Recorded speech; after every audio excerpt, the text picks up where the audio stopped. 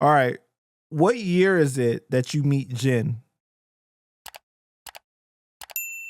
2000. 2000. So at this time, he doesn't have an online presence yet. He's just like doing like battles. He came straight from Florida, right? Who really had an online presence in 2000? You still have to be in the street, bro. Like, you know, I met Jen through Dead Prez, through People's Army. My man, because they was all from Florida and shit, right? So when you know the group Dead Prez, I'm sure that you know who Dead Prez is, right? Right. You're a hip hop journalist, right? So Dead Prez, they from Florida, but when they came to New York, they was in my hood. They was in the Style, they was in Crown Heights, all that shit. So when they came to New York, they was in my hood doing all the community work and everything. They was from there. So like I didn't thought they was from Brooklyn type shit when I first had met them. And so they had a whole team of people. I still fuck with a lot of them too, you know what I'm saying? Shout out to Umi and all that. So we used to all roll like back when Strong was doing a lot of the early shows and shit. We did a lot of the shows with Dead Prez. Like those was our guys. And they had my man Tahir. I always fuck up the name. Is it either Tahir or Tamir? It's Tahir. Tahir. They had a guy named Tahir that ran with Dead Prez. And he was always he used to stay not too far from me in the hood. He used to stay in Crown Heights.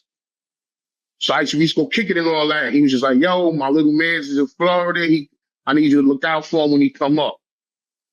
You know what I'm saying? I got this dude, his name Jed, Chinese kid, he's fire, whatever. When he come up here, I need you to look out for him. I need you to give him a plate. I need you to make sure he's good.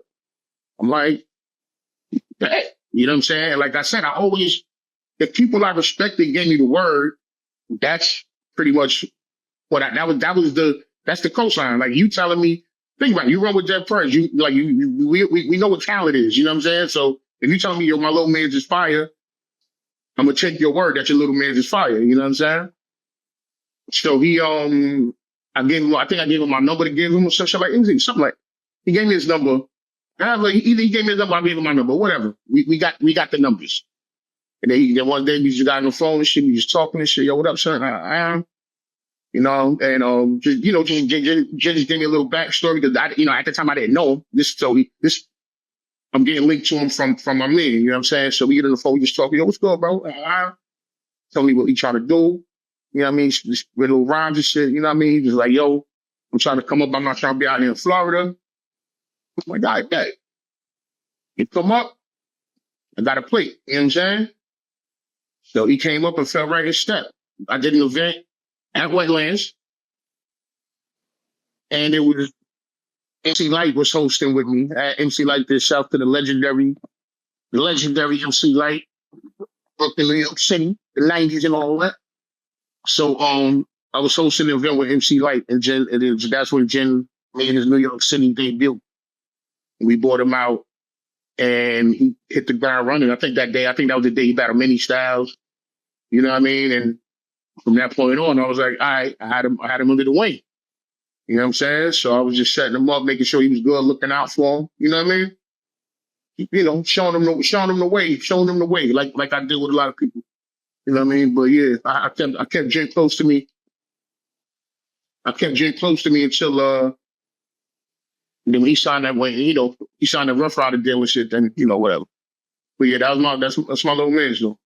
So what was it about Jin that made you want to be like a big brother to him versus I'm just going to keep this all about business? Because when I did my research, it seemed like certain situations within that, it kind of hurts you how things transpired. Man, I figured that I thought we was tighter than that. That's all. But you know, I'm young too. You know what I'm saying? So I figure because I don't do things. I do things because I want to do them, not because I have an obligation to do it. I'm an artist myself. I don't got to give nobody else no light. I could just make sure I'm good and say fuck everybody because I'm still active. But at the same time, that's not how things grow when You know what I'm saying? Like you gotta make sure, hey, you gotta be a giving person too, which is why I'm able to still be around. Shit. You know what I mean? So, I just felt that we was tighter than that. You know what I mean? Like I didn't look at like, and I knew for a fact that a lot of people after the 106 and Park thing, a lot of people that was around him, they saw him as he was a lick. And I'm like, and I saw it. Like I pay attention, bro. I'm an observant person. You know what I mean? Like and I was just like, yo, and I told him, I said, yo, I remember the night, because I remember when he started doing the 106 and Park. Which you lined up for him, right? Yeah. He won our series of battles, and we had to link my man Terrence from MTV. Not the Terrence that was hosting 106 and Park later. It was another dude named Terrence, another Terrence. But Terrence, because we had to link because before 106 and Park, there was a show on MTV called DFX. And DFX had the battles first. DFX did the battles first. You know what I'm saying? And then when DFX got canceled off MTV, they realized that the battles was a big part of it. So they wanted to, being that they took it from MTV to BET, which was obviously the urban network, when they did the 106 and Park, they just incorporated the battle shit from DFX to that. You know what I mean? So I already had the link. I was on MTV. You know what I mean? With we did some shit with like 8 Ball and MJG or some shit was there, whatever. Breeze was the battle champ. Breeze Ever Flown was like the big battle champ of DFX. So we already had the plug with the whole MTV Viacom network. We already had the plug. We already had built that bridge. So we could walk people in when it came to the 106 and Park shit. Yo, bro, I walked wild people in because I already had built that bridge. You know what I'm saying? And like a lot of my guys couldn't miss. Like Jin couldn't miss. You know what I'm saying? My nigga KM couldn't miss. Like I had Hollow the Dawn, like they just couldn't miss. You know what I'm saying? Even though Hollow was on man at that time, but there was other people. But yeah, you know what I'm saying? So a lot of the guys, they trusted, my word for talent and shit. And like I said, even then, like I could have went up there, but it's not all about me. I really try to, give everybody plates. And I'm not, and a lot of people aren't like that, you know what I'm saying? But yeah, so, he got hooked up through there, whatever. And, and I had took a liking to some because, I don't know, man, there was like he wasn't a kid or nothing, but, because like, it was just, it was still like some innocence. Like, it was like an innocence, you know what I'm saying? Like, well, you know what I mean? Jin wasn't a street dude either. Right. So it was just like, and also that right. So it's like a pure love for hip hop more than anything, right? And that's all he was. And I'm like, and he had the talent. And on top of that, on some marketing shit too, like there wasn't that many Chinese kids doing it at that time anyway. So that was fire too.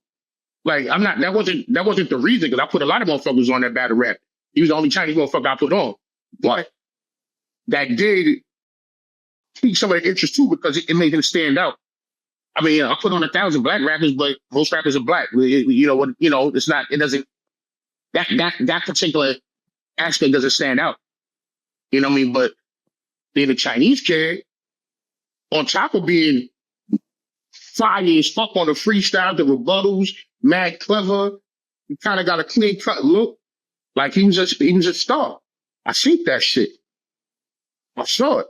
You know what I mean? So I helped cultivate it. You know what I mean? But yeah, so when Shanghai went over to do the Ruff Ryders shit, and kind of was like, like what the fuck? I ain't had no paperwork on that dude. Like it wasn't for that with me. But I had told him, I was just like, yo, watch who you keep around you, bro. I said, remember, bro. I said, yo, I never won nothing from you. I said, how many motherfuckers won't be around you when this shit ain't lit, bro? I said, look, you got to keep in mind who ain't never asked me for nothing. I ain't never asked you for nothing, bro. And look what I did for you. You know what I'm saying? I told him that on Avenue A. You know what I mean? And he probably when he pulled out the fucking, I said he parked the whip and stuff. And I was like, yo, and I couldn't go I couldn't go to all the 106 and Park tapings because by that time, you know, I had to get a regular job. I'm young. I'm trying to fucking be a young adult and shit. So I couldn't be at 106 and Park. I had got a job. You feel me? So if I was around him more, I think maybe the cost would have been different with us.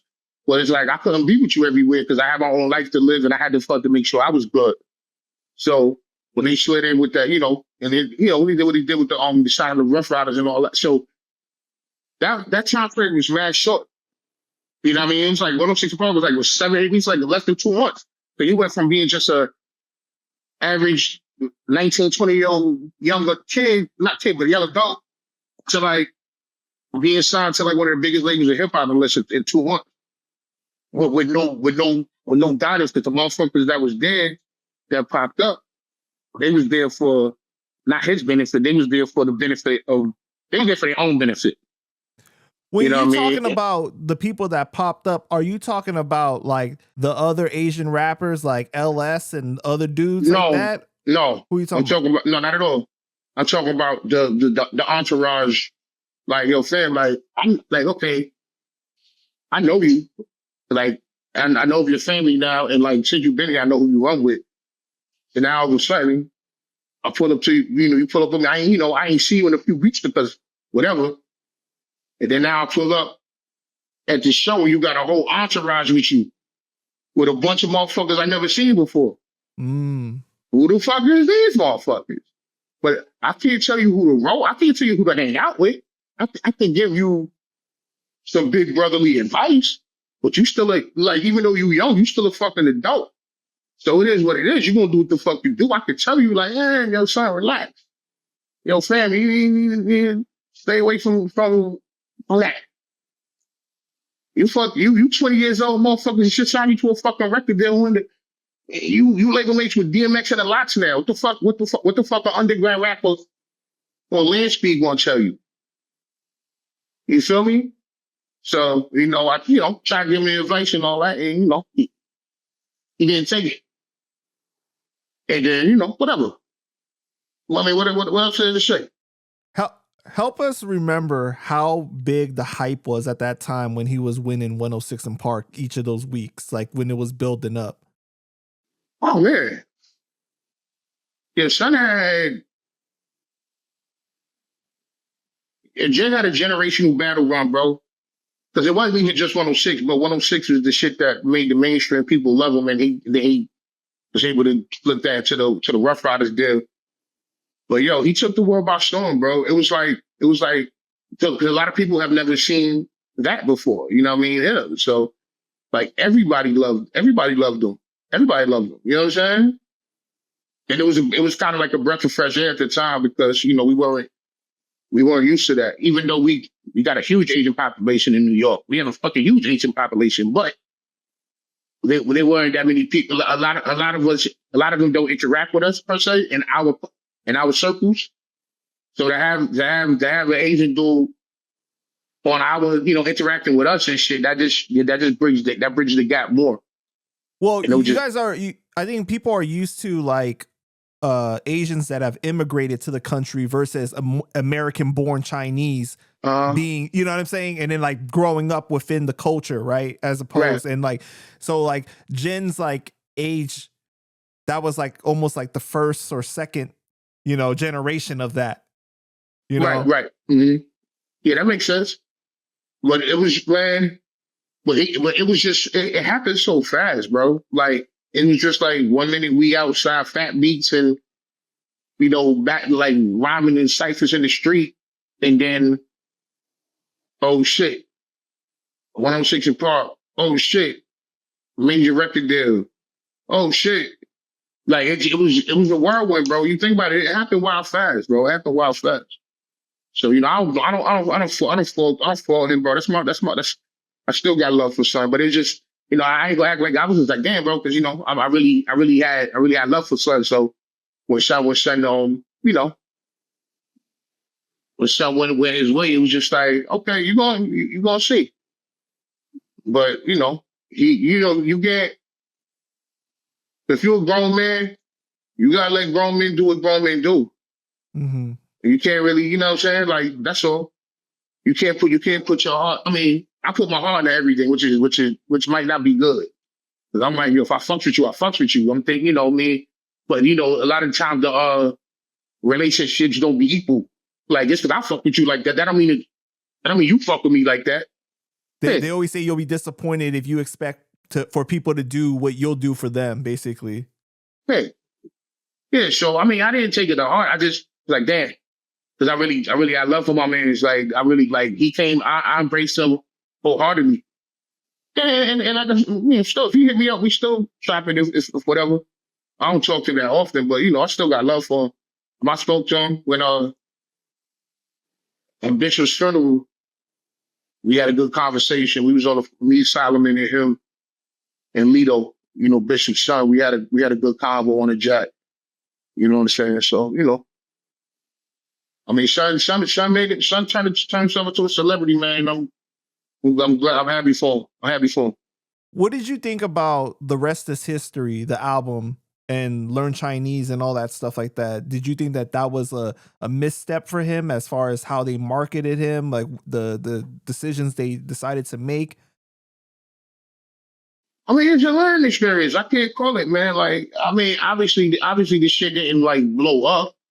So I mean, I mean, we coulda, woulda, shoulda, everything. You know what I'm saying?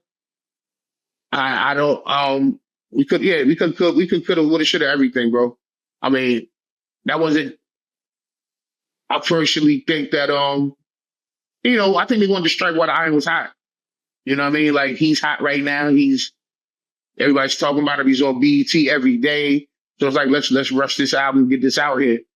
You know what I mean? Maybe they could have took a little more time. Let him marinate and, you know, get some, you know, some iller concepts or whatever. But I mean, he was getting radio play. You know what I mean? The shit charted on Billboard. So I mean, the shit is still a success. You know what I'm saying? So it just wasn't, I don't think it was a success that motherfuckers that they had envisioned. But for a dude who wasn't even really recording songs until he literally got a deal, so I didn't have a bunch of songs and shit like that. He didn't have none of that shit. That first CD that he was selling was a bunch of was a compilation of old battles. And most of them was battles that I hosted. He had like the Best of Jen CD and like I think like what his first like major song was that I Don't Know song. You remember? Nah. You don't remember that song? I don't remember. I really don't, honestly. I don't. It was, yeah, but I remember he had his website, Holofront. You remember? Holofront. It's a Holofront. That's crazy. Yeah, he had the forums and shit like that. Yeah, Holofront. That is crazy. I forgot about that.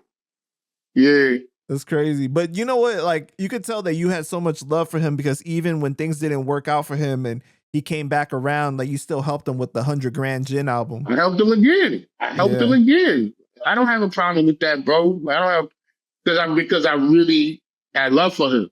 So after that whole Ruff Ryders shit went left and all them people that was hanging around wasn't hanging around no more, like I said,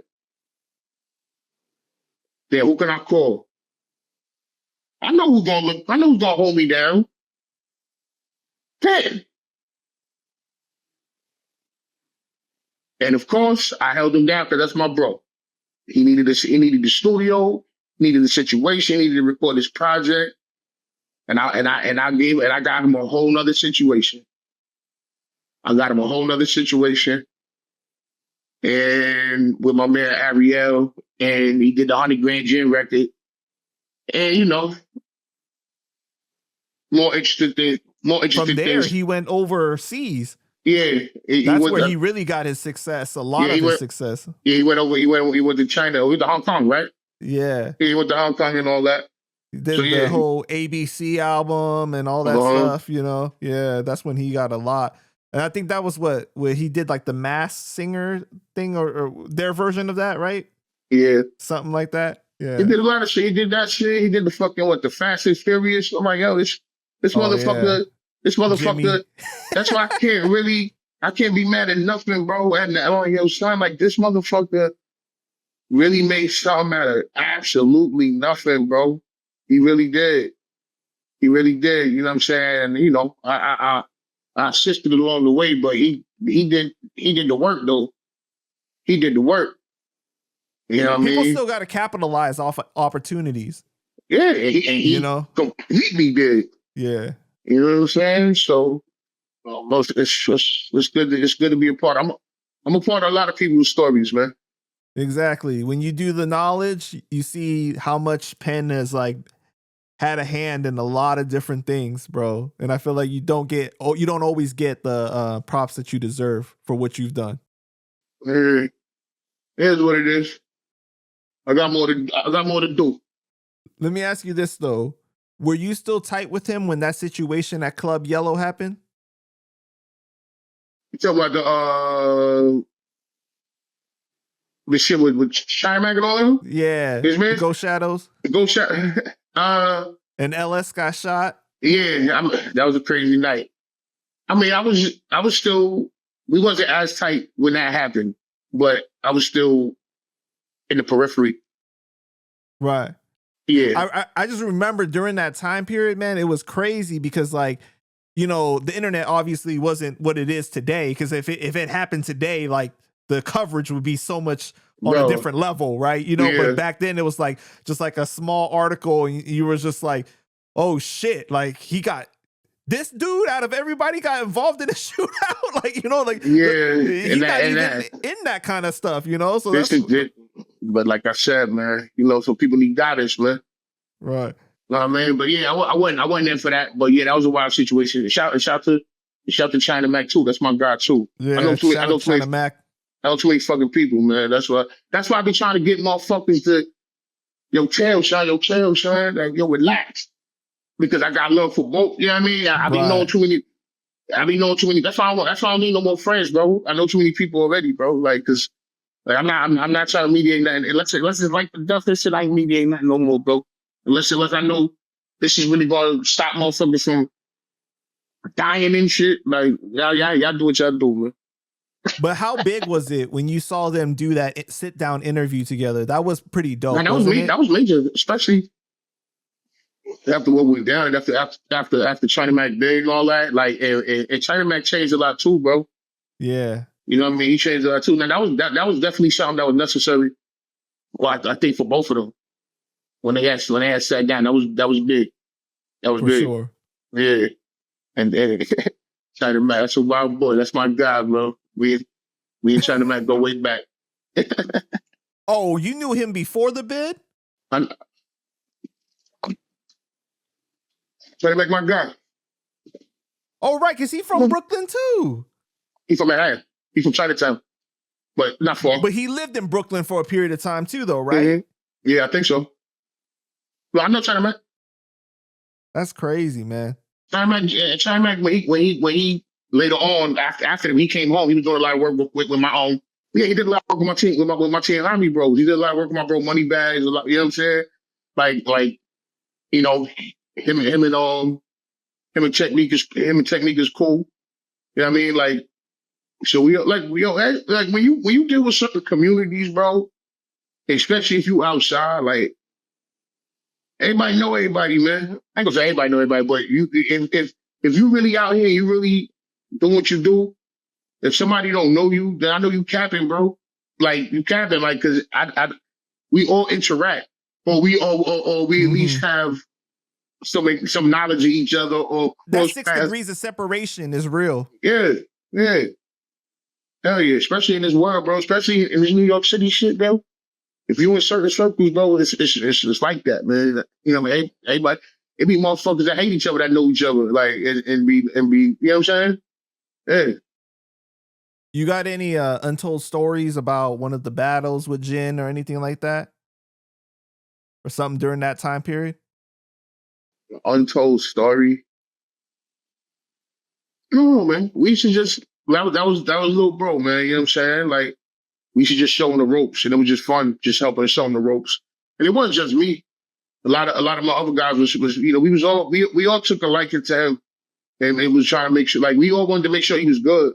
But I think that he probably didn't want to be everybody's little bro though. So I think that might have been some of that shit too. Like, okay, over in this underground shit, I'm all these motherfuckers little bro. You know what I'm saying? But if I'm over here, I'm lit, and you know what I mean. So I can kind of see that in hindsight. You know what I mean? But yeah, like we had we was helping them, you know, we was just trying to get the music shit straight, man. So it was just a lot of, you know, just trying to get motherfuckers to format the music, and you know what I mean? We was all learning together, man. We was a little bit older than him, but we was all learning together, but we was a few steps ahead of him. So we would just all showing him the ropes. Like I would give him studio time for free. Like, yo, come uptown, come to my man Stealth, go to my man Stealth Index crib. We gonna work with some shit. Like you need to get some music going, because that's the thing. He was trying to gear him, like, yo, fam, like all this battle shit is dope. All this battle shit is fire. But let's get this music going. You can't sell battles. Like this is not the era like how it is now. And you know what I mean? Like the battle shit had such a ceiling. So it's like we was gearing him towards, you know, getting his music done. And then he went and, you know, started dealing and started doing it. So, you know, it was we helped guide him on the path, you know what I mean? But yeah, it was just shit like that, man. We just in the studio cooking and shit. It was just fun shit, man. Like I don't have no crazy story. No crazy stories like that, man. But you know, I do got a lot of love for bro. I mean, one time I got hurt and I was laid up in the hospital for a few days and shit. I was laid up in the hospital for a few days. And some pulled up and visited me in the hospital. And that shit meant a lot. That shit meant a lot. A lot of people don't really, like, first of all, a lot of people don't, you know, niggas ain't know. I mean, this is back then. So it was like, but yeah, so if people come visit you in the hospital, that means a lot. You know what I'm saying? Like people visiting you in the hospital when you at your worst, you don't even want to see people when you fucked up laid up in the hospital. And I was fucked up and laid up in the hospital when Jin came to visit me. And that meant a lot. And I'll never forget that shit. So yeah, man, that's my guy. That's my guy. That's real shit.